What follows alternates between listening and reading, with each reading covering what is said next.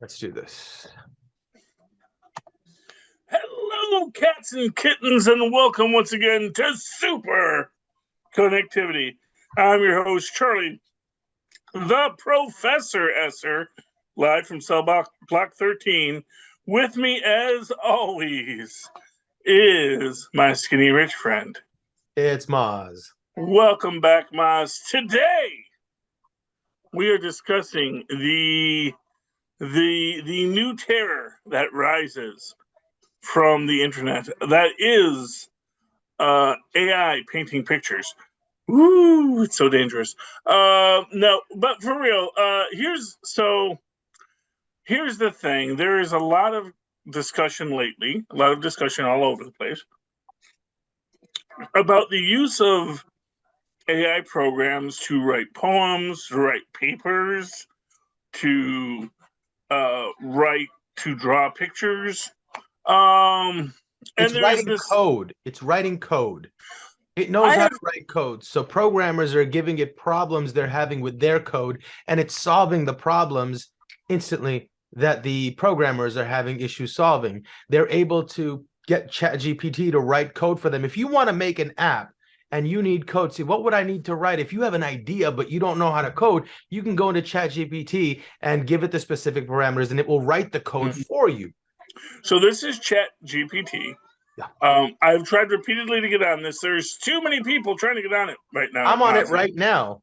See, you must have the magic touch. I signed up for it earlier, but it's amazing the things that it can do. I mean, I gave my email, but I probably gave my email late, and that's the thing. No, I'm sure it does a lot of amazing things. And I'm sure it's writing code is interesting.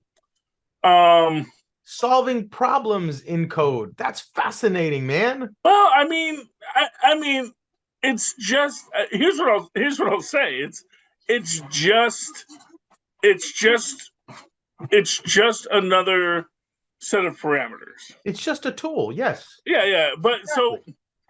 So I do want to give my hot take here, Mozz, because I do think it's very important. We do have a nice hot take, and this feeds into the Skynet fear, but also kind of undoes it.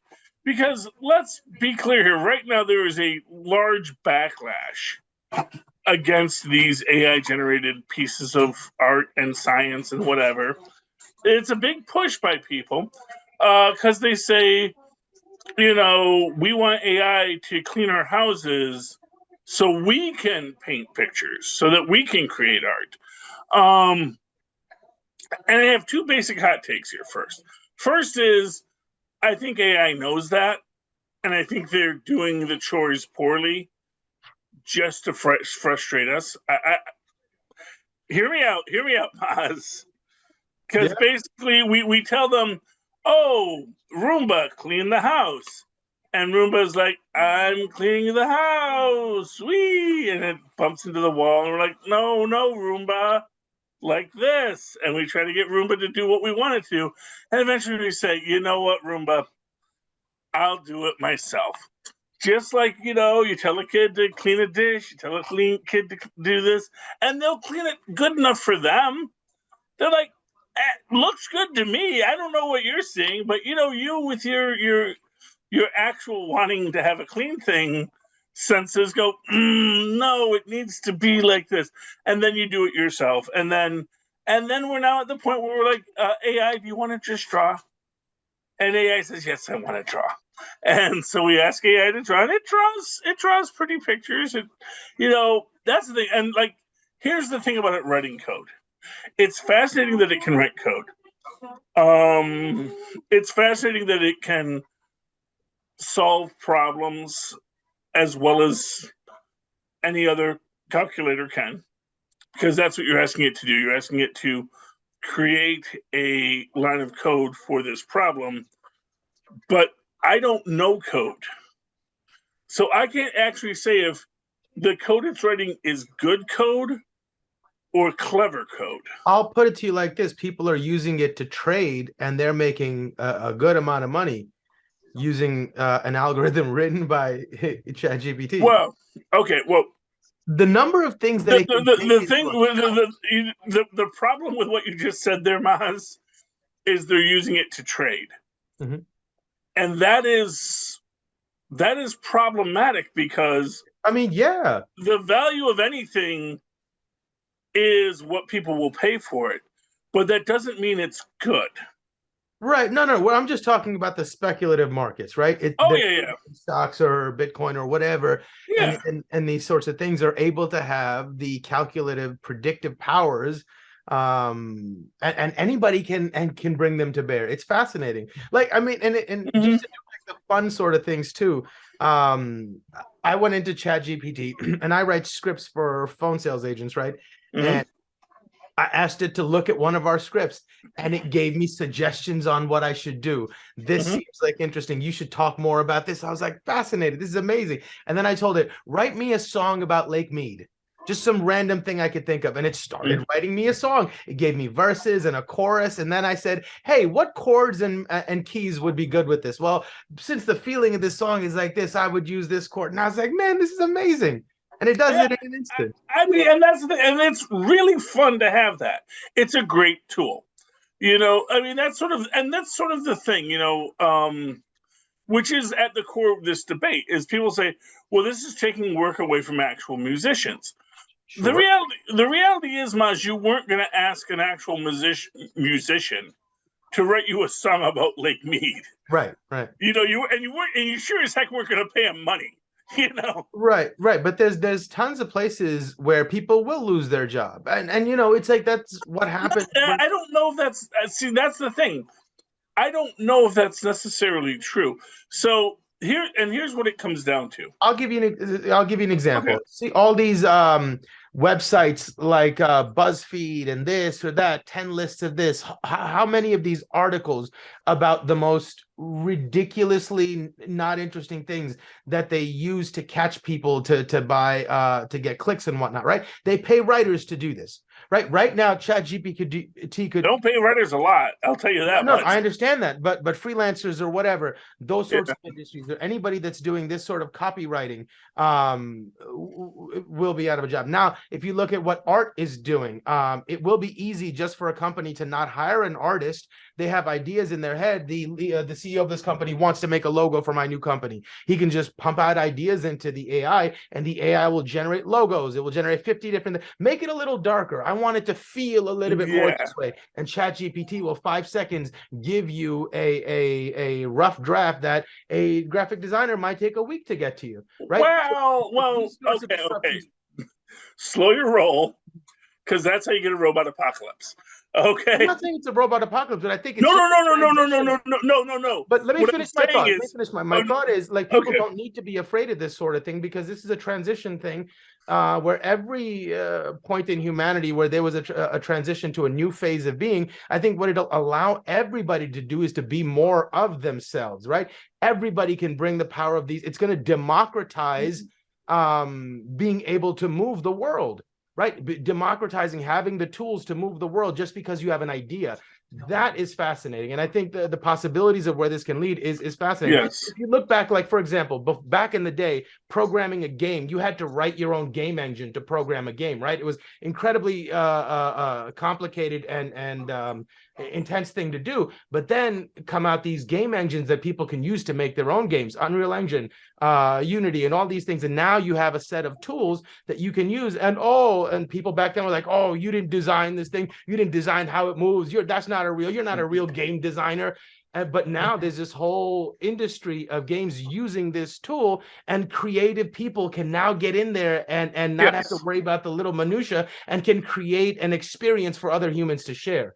And that's where we're heading, and that's what I and there's real good in that in the entrepreneurial market. Like I'm going to tell you right now, the reason I don't make comic books is because I can't draw. But if I could go to a machine and say panel 1 is this, and this, and panel 1 is that, those, and these, and here's the dialogue, and here's how and I could create what is in my head. Mm-hmm. By talking to the robot, that would be wonderful. And that would create the art. Your problem, the basic the basic problem that one can find when one is letting a CEO talk to a robot is that it assumes the person who's talking to the robot actually knows what they want. And that's actually the biggest problem. And this is why I say that's how you get a robot apocalypse. Because the second this person says, okay, design me a logo. No, make it darker. No, that's too dark. No, lighter. Now that's too light. No, why is it so round? I want it more square. Now squarer. No rounder. And this person can sit there and talk to it. But the reason you have a creative, the reason why you pay a creative, is to be able to understand what you're saying, understand what you're looking for, and try and create what you need. And also think about this. ChatGPT has a wealth of knowledge that it has studied. Papers on psychology, behavioral studies, marketing, like anybody that goes to school. Yeah, but so let me give you. So give me. Let's do this. I'm going to do this real quick, and you give me an answer that you think ChatGPT would give you that would be impressive for you, or what you wouldn't expect. Let's start that. Okay. So, okay. Oh well, we got it on the screen too. Yes. Cool. So, give me a question that you think relating to marketing or relating to something. Okay. Ask it to create something or write something, or your thoughts on philosophy, or ask it something about Shakespeare. All of these. This is why a fool and his money we're lucky to get together in the first place. Because anything we're going to do for a test is going to be a magic trick. So I can say no. Okay. Let me scale this back for 1 second. I think a lot of people confuse artificial intelligence with some sort of consciousness. Nobody is saying consciousness. No, yeah, because you're putting like a persona. Well, okay. Well, no. What doesn't meet those standards? Nobody's trying to meet those standards. What I'm saying is, I think we're talking at cross purposes here. So I agree, it's a very useful tool. What I'm first off, one thing I'm trying to do is trying to lighten the conversation by bringing it back, which is the whole point about the Roombas intentionally not learning how to clean just so that they can draw pictures. But more to the point, so every so often, you will see there's a lot of YouTubes out there which has music lyrics with images created by AI. And I've watched a bunch of these. And the first thing that you notice, if you have an eye for it, is how very narrow a view of the world the AI has. Because it is based on very white, heteronormative prescriptions about what thought and beauty are. No, hey, look, that's the market and that's the people designing it.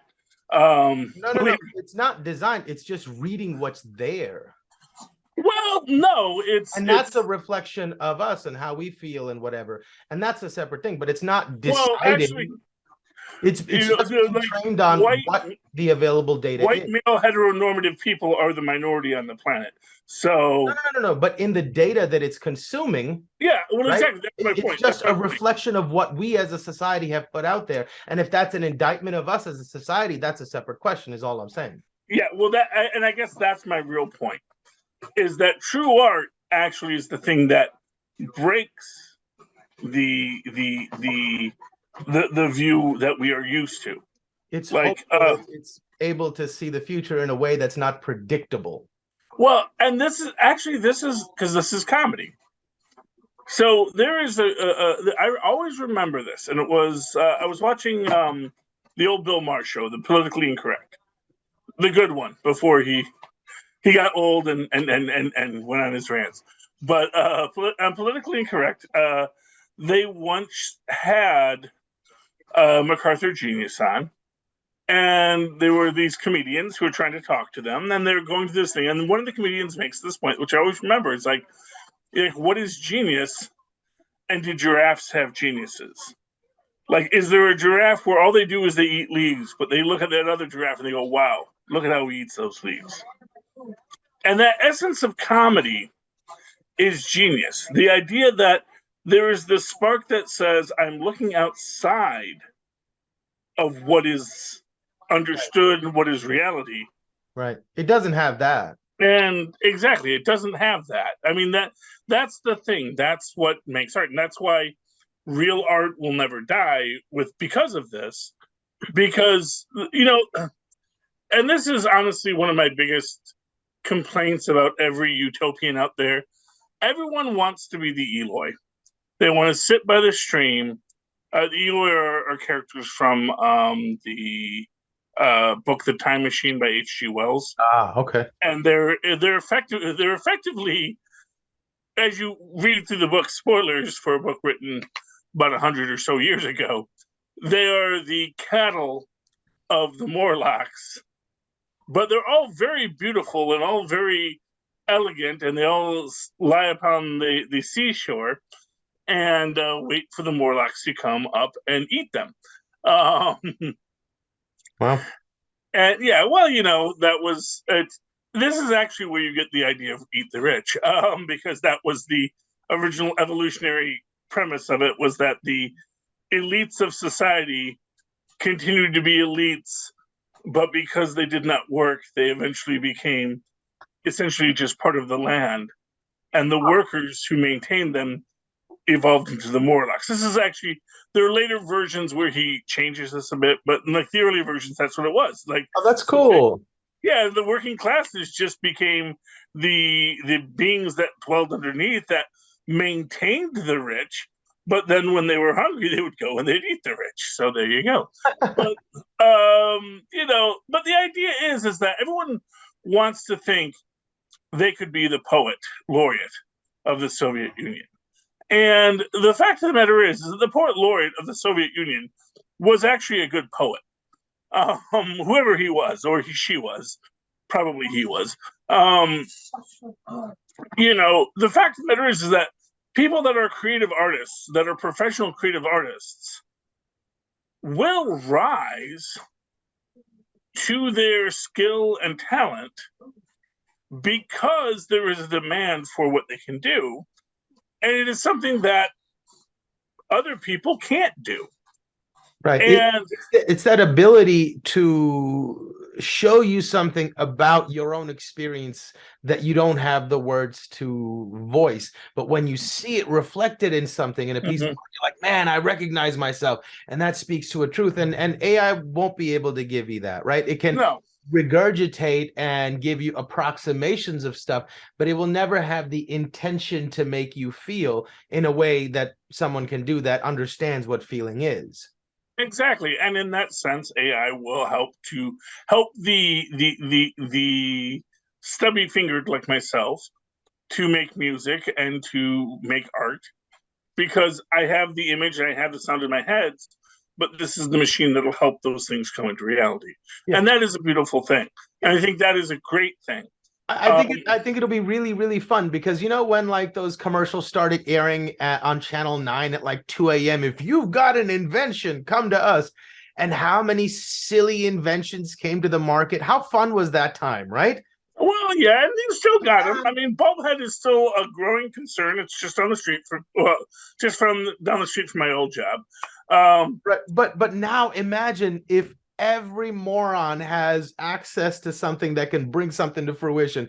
Imagine what kind of crazy nonsense we're going to see. Well, but then in the end, you will eventually see that, like, if you didn't make it without ChatGPT, you're not going to make it with it, because it's only going to allow you to express yourself. But if yourself is not that bright or that great, it's only going to express that louder. You know what I mean? Exactly. It's like you can have something create a technical drawing that's bad, right? Because like, even if you could make technical drawings, it's still going to be a bad technical drawing. Right, you're not, because you're not going to tell it to connect the two wheels that spin. But you say, okay, put a wheel that spins here and a wheel that spins there, perpetual motion, perfect. And the machine's not going to tell you actually perpetual motion isn't going to work based on this design. Because it's not, because that's the whole thing. I'm not going to say that perpetual motion is impossible. I will never be the man will never fly guy, but I will say that chatbot CG is not going to, or GP chatbot, whatever it's called, is not going to help you unleash your potential for perpetual motion. I don't know, but see this now. So okay, perpetual motion is not supposed to be possible, right? But then what about this nuclear fusion thing that they just said? Essentially, if you listen to the press conference the scientist gave, he said, "Hey, we put this much energy in, and we got this much more energy out." So okay, yes, and there is a caveat. Okay, thank you. There's always a second note. So what it is they put more energy in from the lasers into the reaction. But the actual power going into the lasers was more than the power coming out of the lasers. Are you sure that's true? So that it's because effectively the electricity from the wall is going into the laser.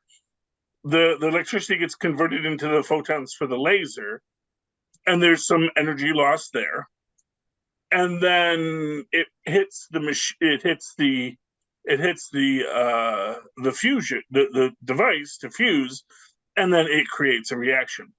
Now, I thought the idea was that once you fuse these things, just like when you cause fission, there's internal energy that is released. So maybe you're tapping into some quantum level dynamics that are expressing themselves in the physical world because of the high energy creating. So what you're actually and again, this is this is why science is hard, because honestly, it's a huge deal that they got more energy out of the reaction than the lasers put in, right? Because it means, in theory, that perpetual motion should be possible. Hypothetically, first off, you do not want a perpetual fusion reaction. Let's just make this clear. That actually the whole point of the fusion reaction is that it does stop. We need this to stop, because a perpetual fusion reaction will destroy the planet. That's the thing. That is the. It's sort of like, well, yeah, we could probably ignite the planet into a tiny star that'll burn for a little while. It too will run out. Well, not but the planet, Well, but that's the problem when you're trying to create a fusion reaction, is how do you get the fusion reaction to start and propagate, but not consume the whole Earth? Well, yeah, but it's contained.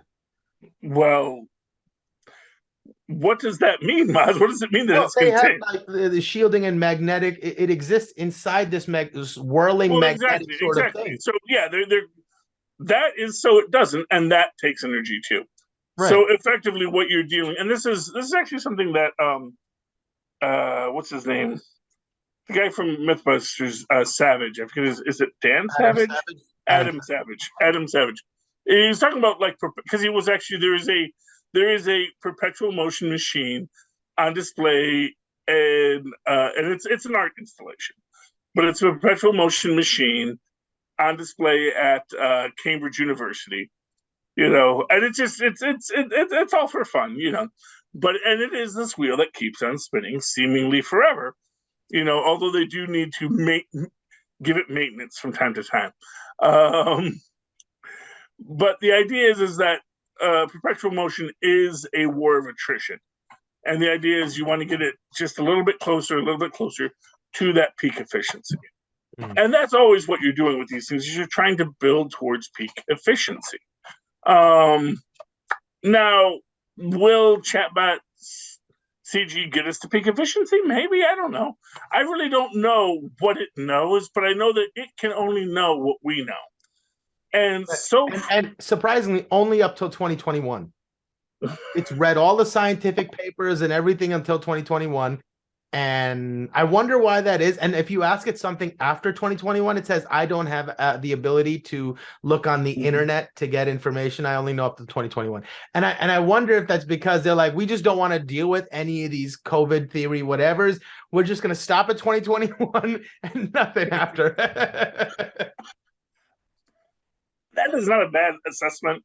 That like eventually that after 2021, the amount of bad data it would get would start to corrupt the system. And Either that's that, always or maybe its predictive powers are so good that if someone were to go in there and say who's going to win the election in 2024, then it'd probably give you a reasonably close answer. That's dangerous too.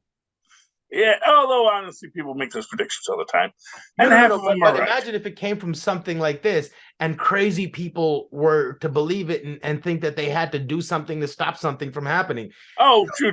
Yeah. Oof. I mean, yeah. You don't ask anything to predict the future if you can't handle the idea. Yeah. As Jed Clampett once said, I'd rather just be surprised like everybody else. Yep. You know. But so I mean, I think that here's what I'm going to say. Here's my biggest complaint about AI art is right now no one is actually using it in a practical way to help people actually make things for art. Imagine if paraplegics could use it to create the art that's in their minds. Well, yeah, I mean, paraplegics have done art for many years, but I don't want to discount that, but it'd be nice to do that, and again, you'd get a lot of paraplegics who are not very good at art. Imagine very if cliched and bad art, Imagine if it could do it with music, right? You could say, "What if Led Zeppelin wrote a song about Trump?" Or something. That is not going to be as good as any Led Zeppelin song ever made. And that's the thing. True. That's the thing. It's like you can do something that is in the style of, you can do a parody of, but that's the thing. It's like when Weird Al Yankovic does something in the style of. I was just thinking that. Hold on. I want to try this real quick. Bear with me. I want to try this real quick. Okay. So give me a popular song, and then we're going to ask ChatGPT to write a parody of this song in the style of Weird Al Yankovic. Well, no. Because what you're going to want is a style parody of, let's say, Taylor Swift. Okay. Because what's a popular Taylor Swift song? So Shake. Okay. Shake It Off. Yes. Or Shake It Off. Yeah. Shake Write It Off. A parody of Shake It Off by Taylor Swift in the style of Weird Al Yankovic. Is that right? No, it's Vic. Yeah. Okay. That's correct. Okay. Let's see what it gives us. Mind spinning around on a plate on a pole. Algorithm, they shake it up, shake it up. Data sets just shake it off, shake it off. Oh my God, it's just writing about what it knows. Yeah. My code running. Are these the actual lyrics to the Shake It Off song? Yeah. Well, I mean, okay, yeah. So it's writing its own version of the song. Yeah. Okay. But it's funny. The inspiration it's taking is on algorithms and code, and that's so because that's what it knows, and that's so fascinating. And it knows what it knows what it knows, and what I expect it to do, perhaps. Exactly. So it's my favorite AI story. There was a TV show years ago. I want to say it was called Probe, and it was basically supposed to be like a modern day Sherlock Holmes with this super genius who just sort of was, but his job was just being a super genius. And there's this whole thing about AI, and he meets an old friend of his who's designed the AI, and his whole thing is he says he produced that his job is debunking AI in this one scene, and there's a lot of fun little things. But one of the things he asks is to write a a limerick about AI, and it says there once was a king of meiosis whose computers suffered psychosis. He used it one day to nuke Santa Fe for humans who suffer psychosis. And it is this idea. It's stuck with me forever, which tells you how good of a show that was. But it stuck with me forever because it is a cute poem written by actually a human, obviously, at that point. But the idea is that, we've been dealing with this idea of AI creating things for years. And at the end of the day, the AI cannot create something that we can't conceive of because we're the one putting all the words in its head, And I love the idea of AI. And this is really my point on this. I really want someone to create, because you don't have to. What you need, here's what I'll tell you: you need something that will say, "Do you have an idea for an animated series?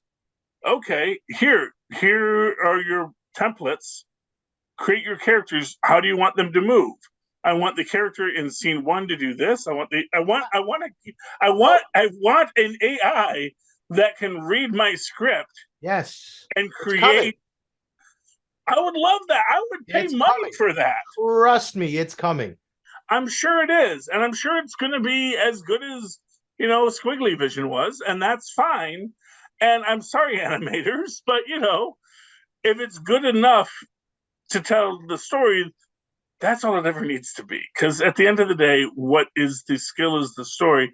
But then again, a truly great animator will give you pause. And, that's how things will go. Because but even animators will be like, why am I going to just talk into this thing? And they'll be able to create better art because they're familiar with it to a certain degree. Well, yeah, and they'll probably create even better animation than I did because they're going to know how to talk to the machine in terms of animation. And they're going to understand angles and how the eye moves. Exactly. That's the thing, is talent follows talent, which is actually one of those things I wanted to get into, which is the Nepo baby controversy. I don't know if you've heard about Nepo baby. So right now, a lot of people are getting very mad because there's a lot of famous actors like Kate Hudson, and what's his name, who was Ron Howard, whose parents were also actors. And there is this idea in here that they're Nepo babies because their family were actors and now they're famous actors. But to me, yes, nepotism is real. No one's going to deny that. And if your dad's an actor, it's probably a good line that if you want to be an actor, you might be an actor. Although actually most people whose parents are actors don't go into acting because they know what a rough job it is. No, I think the broader question is, people will love to say that you're not standing on your own merits, you're standing on merits that were handed to you, right? But they were earned by somebody before you, right? We could say the same thing about science. Oh, you didn't blah, blah, blah. You just stood on the shoulders of other people. But at the same time, I don't think that's an entirely fair viewpoint to say that just because your family or whatever other advantage that was given to you at birth, like people worked hard to have those advantages to begin with, and if they're going to give them to their kids, I mean, like that's the way the world works. So you can't say I earned this and now I can't use it. In a sense, that's how I look at it. I know, but my actual point of this is that for every Ron Howard, there's a Clint Howard, and for every Clint Howard, there's a Tori Spelling. And there's always someone, it's like, they all got their feet in their door because they knew someone, and they, the Howards were character actors, and their kids were also character actors. And, Clint has continued to be a character actor. Ron has gone into directing and doing a lot of stuff. And then Howard's kid is also a director. And yes, I understand she's actually pretty good at it. So, why are you going to be mad because someone knew a guy and got a job, And if someone's already really good at it, don't you think like someone who's constantly around that person and learns the way they think and adopts some of those same qualities would be the best person, and especially if they have a desire to do that job, that they would be really good at, and we are luckier for it. Exactly. I mean, basically what it is and here's what I'll say. There's an argument to say they had a lot of privilege, which they did. They had the privilege of growing up in that industry. Just like, Bill Gates had the privilege of going to a school that had a really well fully stocked computer lab when he was in high school. Yeah. That there were like, he got lucky. He was born in the right zip code. His school had this really great computer lab. He really learned what computers were.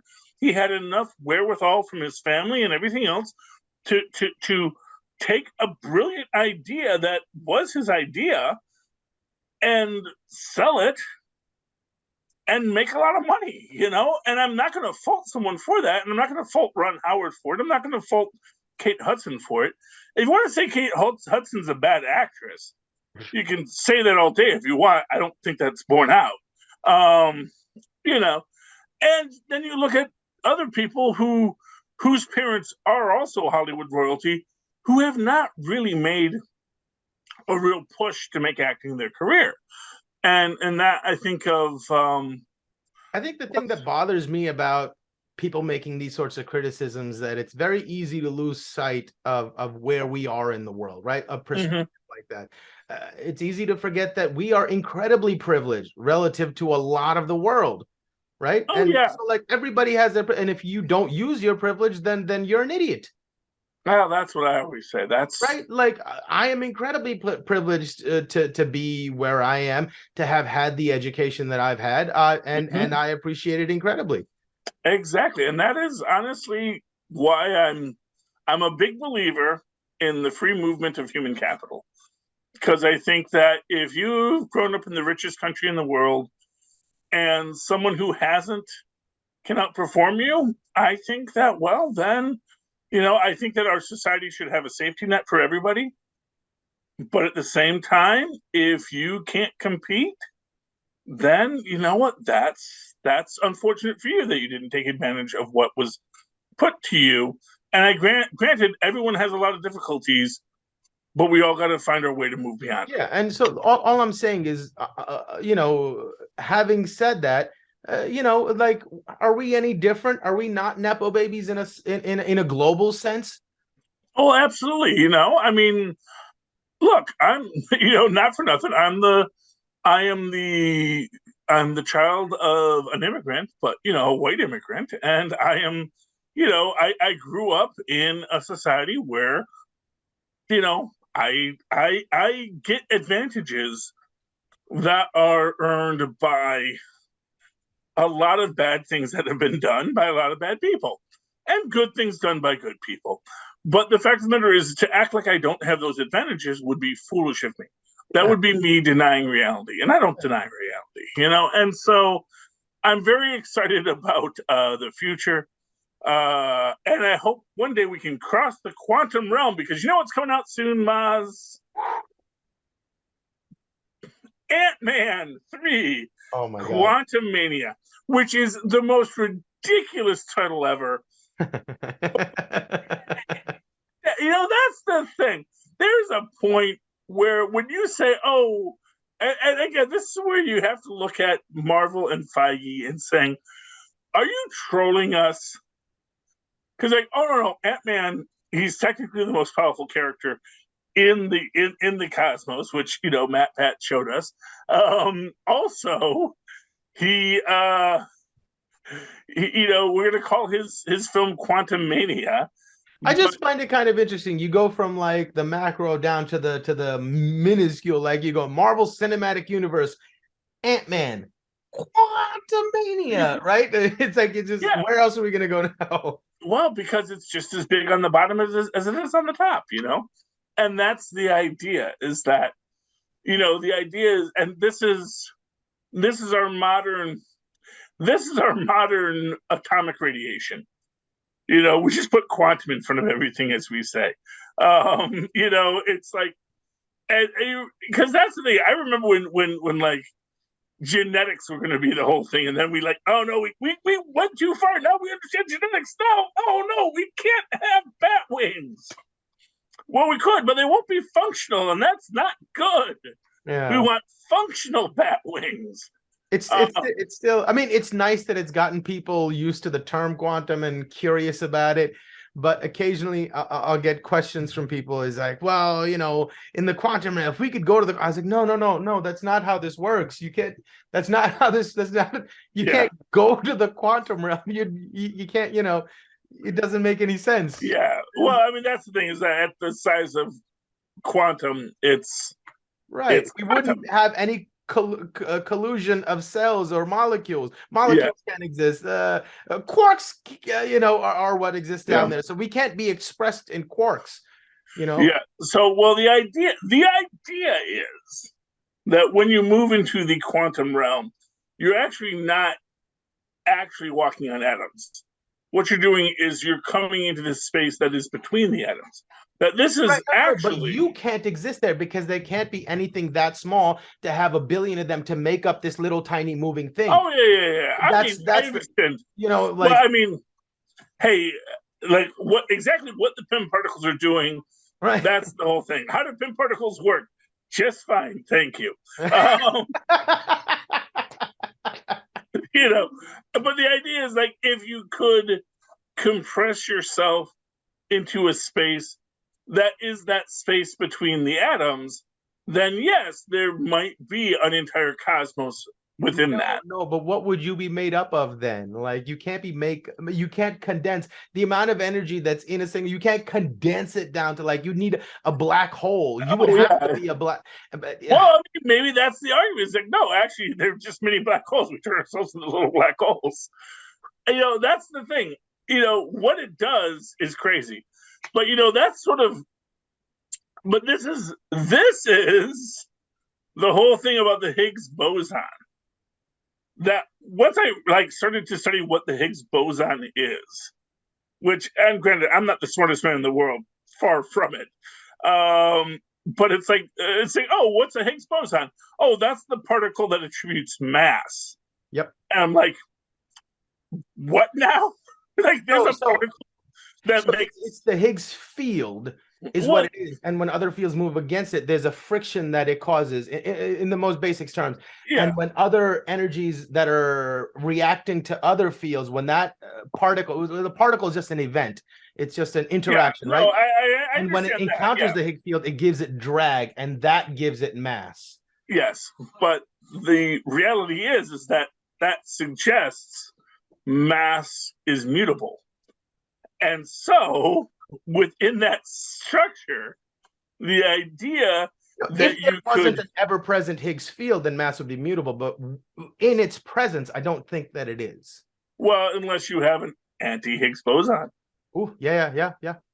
And maybe that's what PIM particles are anti-Higgs bosons. Or, by contrast, whatever the opposite of an anti-Higgs boson is, that then suddenly increases your mass. It's like that is where the whole thing gets crazy when you start talking about it. And the fact that there is the fact that there is a concept of a Higgs boson that suggests that this thing that should be, we presume, an intrinsic property of matter is that's just of the universe. One of the universe. Well, this is, so I mean, that goes into my own fan theory about quantum mechanics and cosmology, which is that there is no that space, matter, and energy.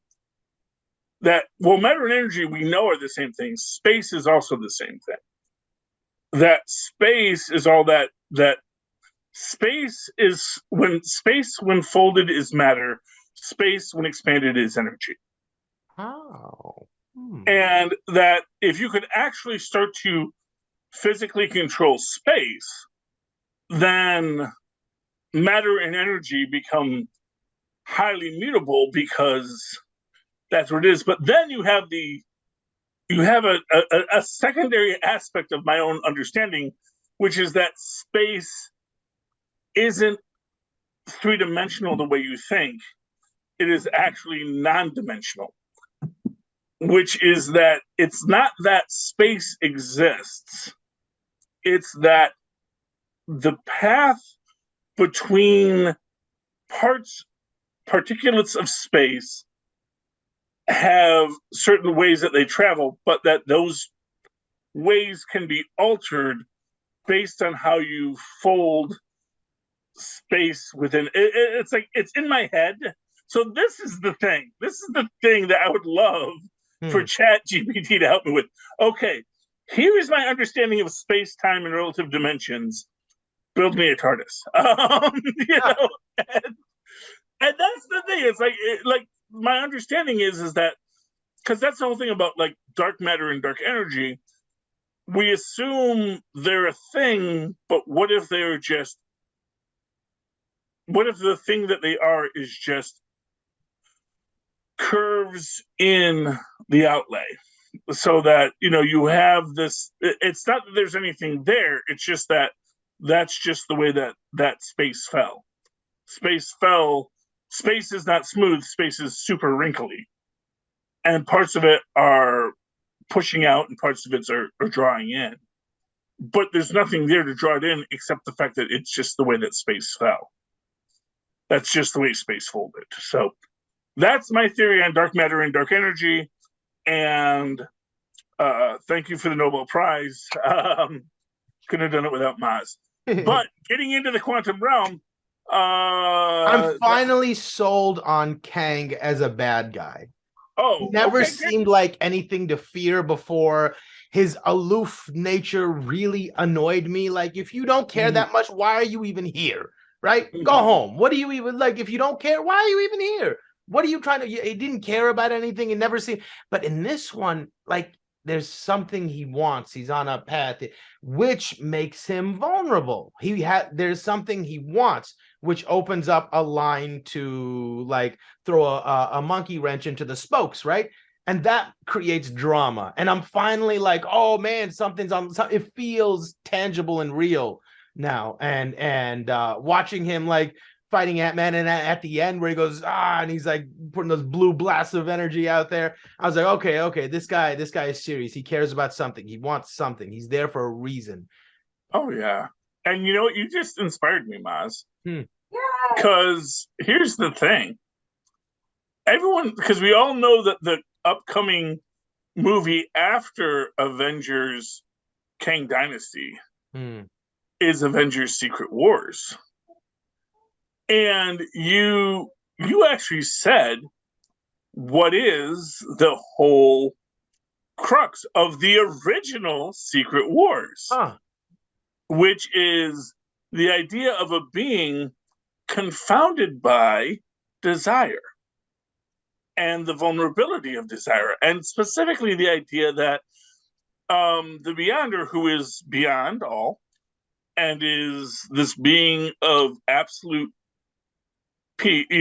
absolute all of what there is, looks into a universe and sees beings with desire, and saying, well, what is desire?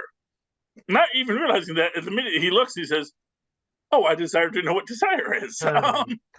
It's like, yeah, dude, you just solved your own problem. Oh, that's what desire is. But if you instantly solve it, can it ever be desire? You can't have desire without want. Right? Exactly. You don't have it.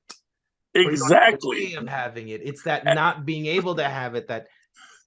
And I'm imagining that we're going to see in Quantumania this idea of this being who should be aloof, who should be above all things, who should be all of space and time and magic, and going, but he wants something.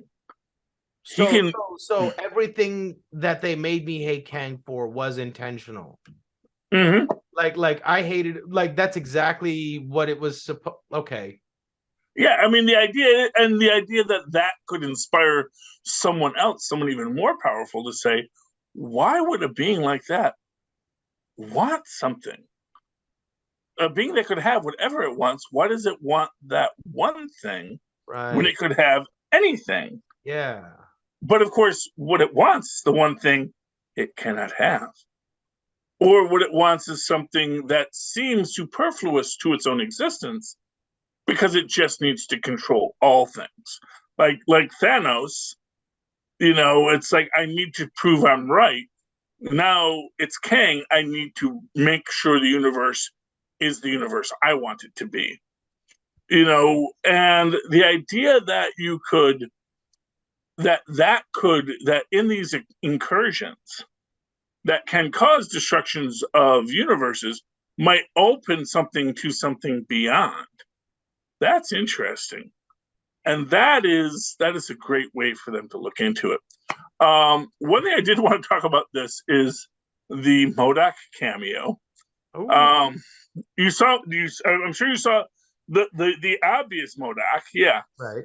But there is a secondary, smaller image of MODOK that's blinking, you miss it in the background with his face shield off. That looks like the actor who played Darren Cross, which was the big myth, the big theory going into this, that Darren Cross would return as MODOK, because when he collapsed, he didn't collapse evenly, and so the idea is that his head would be big and his body would be small in the quantum realm. I do wonder if that's a trolling of us. That they put that in the trailer just to make us crazy, in the same way they put the Hulk in Endgame, just to mess with you. Right, but didn't somebody just mess with you? Sued for that? Who got sued for that, for deceptive trailers? No, they didn't get sued. A judge said they can be sued. Right, that's not cool. Well, it's not cool, but it's also a frivolous lawsuit. Right. Oh man, that's annoying. I mean, but the thing is that here's the thing.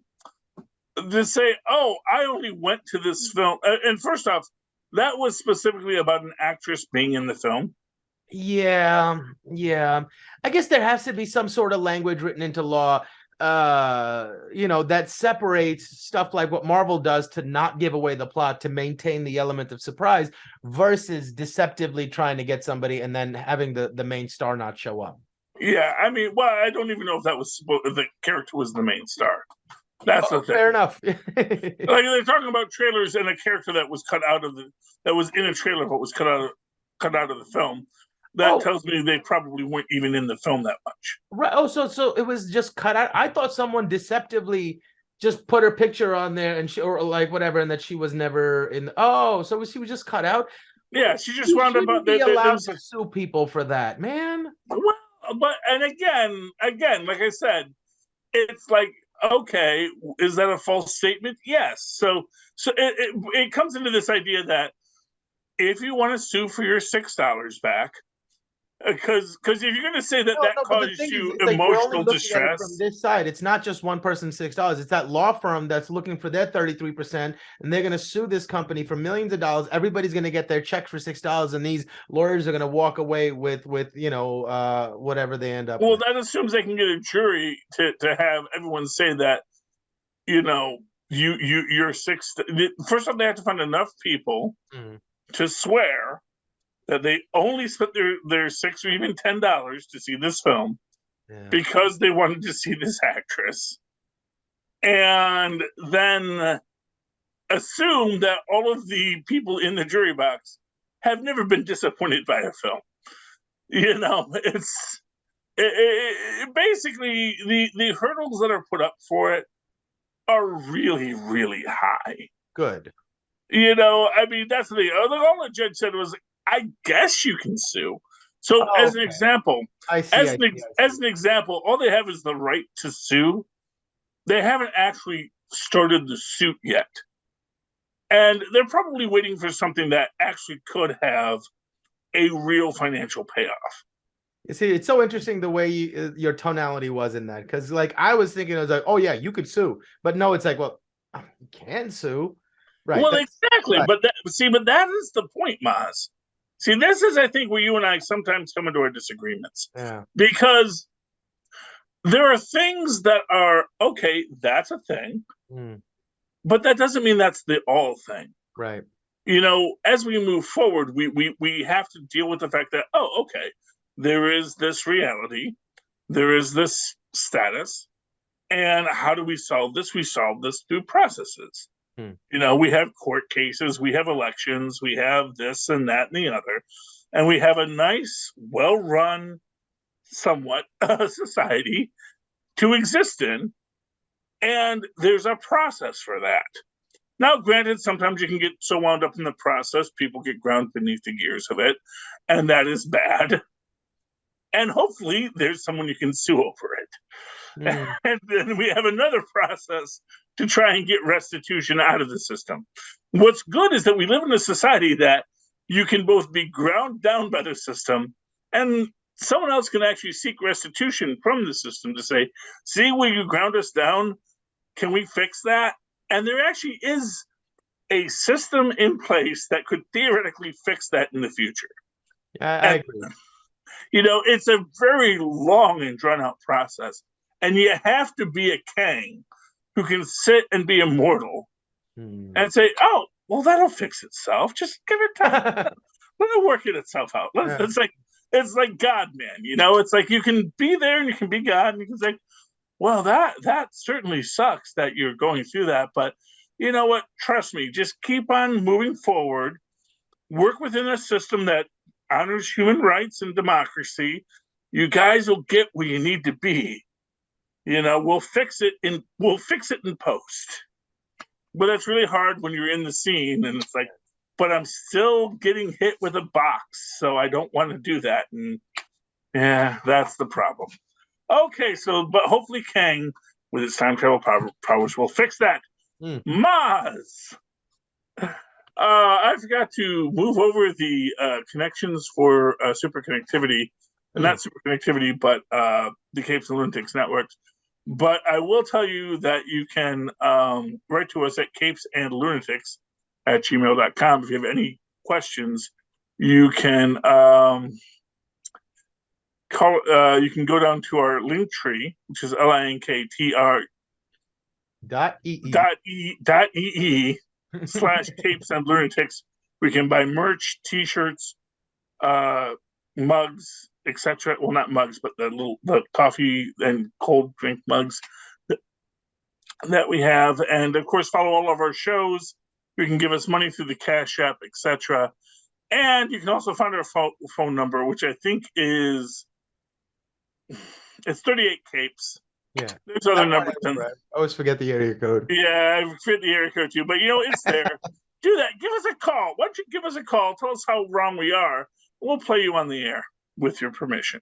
Anyway, in the meantime, Mozz, if anyone wants to reach out to you directly and talk to you about all the joys and sorrows of all of this, how can they find you? Oh, if someone wants to reach out and give me a theory, what their best theory on what dark matter or dark energy is, they can email me at mozzmanzor@gmail.com or find me on Facebook under Mozz Manzor. That's MOZZMANZOOR.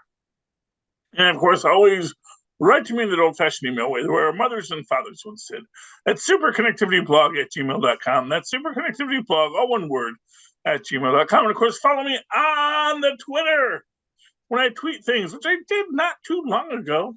What was it? Was it Sanguli? It was something. But there are all sorts of things that I do live tweet when I feel like it, at Charlie Esser. That's CharlieEsser. Look for the two E's in the middle. For quality. Bing. Thank you, Mozz. All right, ladies and gentlemen, please come back again next week as we once again super connect everything. Good night.